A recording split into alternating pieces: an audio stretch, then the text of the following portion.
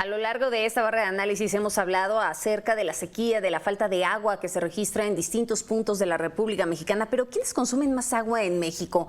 ¿Y los que consumen más agua realmente pagan lo necesario, pagan lo suficiente por el agua? Ese es el tema que hoy ponemos sobre la mesa y saludo con gusto a Víctor Hugo Hernández y también a Eduardo Manzanares. Señores, el espacio es todo suyo. Magda, te saludamos con afecto, gracias, buena pregunta.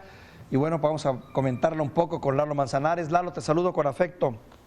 Igualmente, Víctor, un fuerte abrazo, gusto poder compartir contigo nuevamente aquí el espacio sobre la mesa.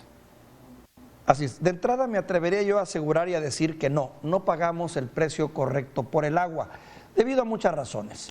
De razones de tipo social, de tipo político, de tipo estructural, un país donde sabemos que el agua es considerada como una cuestión de derecho universal, que lo es en cierto modo, pero que a veces se entremezcla y se confunde con el hecho de que aunque el agua es gratuita, llevarla, conducirla, dejarla, depositarla, que tú la tengas accesible en tu casa, implica infraestructura y implica costos que no siempre pagamos como debe de ser.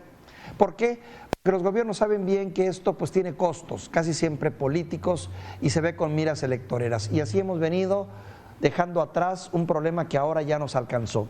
Veía yo con interés, Lalo, la Agenda del Agua 2030, que se editó hace algunos años, en el 2012, fíjate, en donde ya se hablaba de los objetivos fundamentales, que eran tener ríos limpios, lograr cuencas y acuíferos en equilibrio, tener una cobertura de agua potable y alcantarillado para toda la población, tener asentamientos seguros frente a inundaciones catastróficas, por señalar algunos de esos logros. La pregunta es, ¿en dónde perdimos el camino que no logramos concretar esta Agenda de Agua 2030, que se engloba en lo que es estas reuniones mundiales del agua 2010 que se dieron a nivel de todos los países, y en donde todos los países, incluyendo México, se comprometieron a crear políticas y estrategias precisamente para evitar lo que hoy estamos viviendo? Con esto abro el comentario. Lalo, te doy la palabra. Gracias, Víctor. Mira, hablar de justicia es complicado, es algo difícil de definir, porque lo que es justo para unos no lo puede ser para otros. Lo que es un hecho es que si queremos abrir la llave del agua y que nos llegue, pues hay que pagar por eso. Si no queremos pagar por el servicio del agua, de que nos llegue directamente a la casa, pues vamos con nuestra cubeta al río, la llenamos y nos las llevamos a nuestra casa. Nosotros pagamos el transporte, lo que es el traslado y demás, y el agua va a ser gratuita, nadie nos las puede cobrar. Es decir, no nos pueden cobrar si nosotros vamos con una cubeta al río y la llevamos a nuestra casa. Pero llegar el agua entubada, bueno, pues obviamente tiene un costo.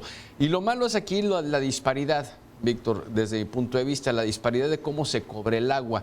En algunas ciudades hay medidores, en otras ciudades es por la cantidad de metros cuadrados que tienes en tu casa, en otras ciudades o en otros estados es por la cantidad de personas que habitan, y de una u otra manera, al no tener un control establecido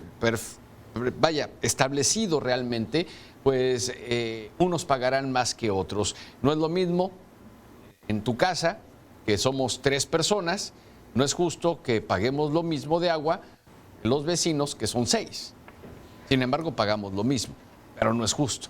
Claro. Entonces, ahí podremos hablar de justicia. Pero por otro lado, Víctor, la pregunta central, se me hace muy interesante lo que mencionas de la Agenda 2030 en el tema del cambio climático. ¿Dónde está el error? En que son decisiones de escritorio, Víctor. Son decisiones de escritorio que se quedan lamentablemente en el escritorio, y los países lo firman para tener un común acuerdo en una agenda mundial, pero que lamentablemente no todos los países trabajan de la misma forma y en la misma medida.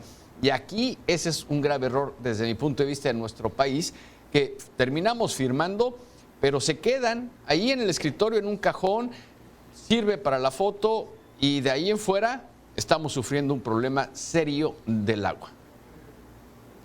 Fíjate, me da la impresión, bueno, esa es la percepción que tengo, que no se hace lo correcto por muchas razones, ¿no? En un país en donde nunca tenemos tiempo para hacer las cosas bien a la primera y sí tenemos que invertir más recursos, más esfuerzo y mucha necesidad cuando se tienen que hacer en una segunda y tercera vez. ¿A qué voy? Mira, es sabido.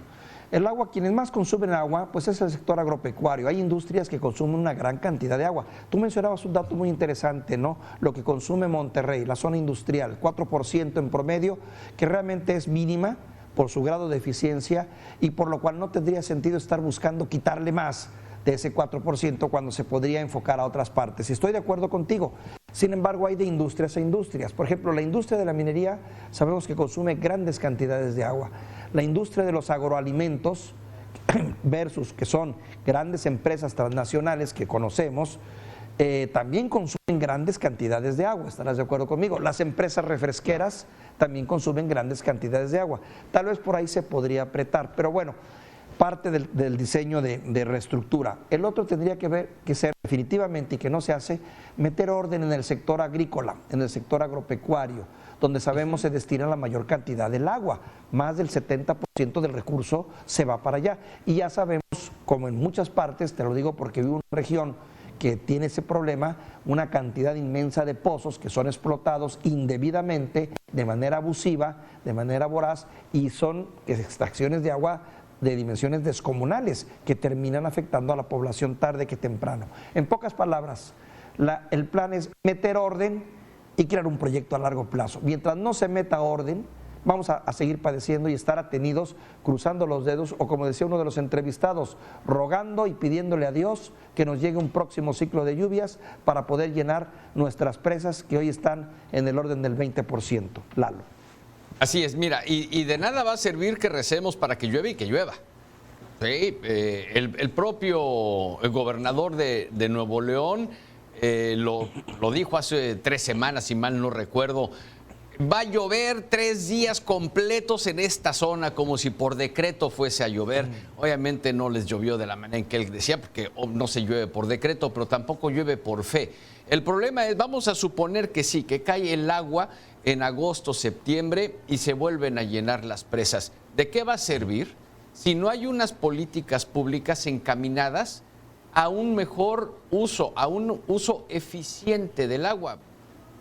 Esto que está sucediendo en Nuevo León, yo lo padecí en 1990.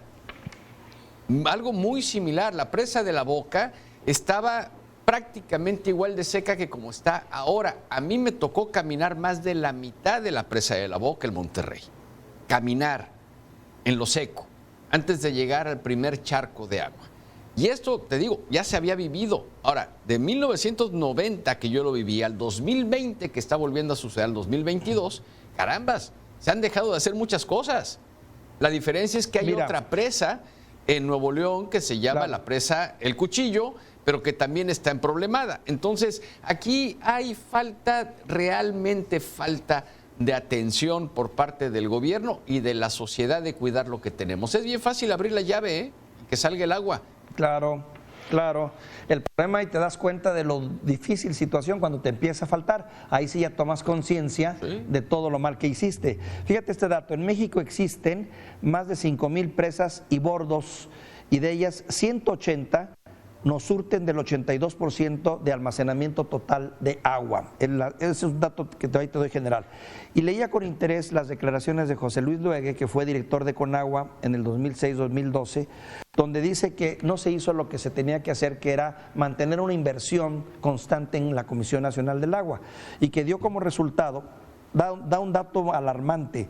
En el 2012 dice, se habían invertido, en el 2011, se habían invertido, en el 2006, perdón, se habían invertido 70,000 millones anuales. Se tenía ese dato, se llegó a la conclusión de que se tenían que invertir 70,000 millones anuales de manera constante para poder mantener y enfrentar estos retos de falta de agua. Y no se hizo, se redujeron.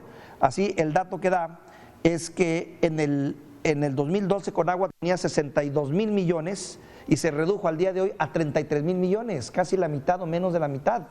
Entonces, ¿qué pasó? No se hicieron todos los trabajos que se debían de hacer para coordinar las presas. se eliminó personal técnico, personal de inspección, no se invirtió en programas de federalizados, no hubo apoyo a los organismos municipales, estatales, en fin, por ahí comenzaron los problemas, ¿no, Lalo?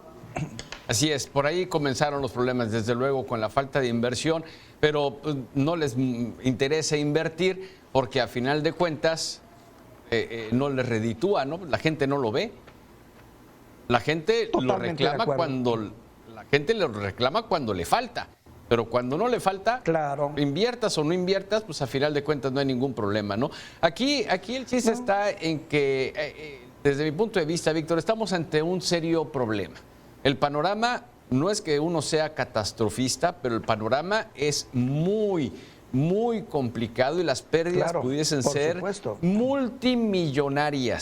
multimillonarias en esta década si no se toman acciones inmediatas para tratar de prevenir que sea peor en el futuro cercano. Y eso es el grave problema de nuestro país. La industria consume muchos metros cúbicos de agua al año, sí, pero hay que tener una balanza de hacer las cosas de manera sustentable entre todos. Y nosotros cuidarla, Víctor. Tú lo has dicho hoy, tú lo dices hoy en tus 100 palabras. Hay que cuidar el agua. 2021 fue el segundo año más seco que hemos tenido en los últimos años, desde el 2011. Y es de suponer que este que estamos viviendo se convierta todavía en aún más seco. Tiempos terribles, mi querido Lalo, en donde nos alcanzó ya el futuro. Gracias, Lalo. Te mando un saludo afectuoso como siempre. Igualmente, querido Víctor, un fuerte abrazo, un abrazo para la audiencia. Hasta mañana.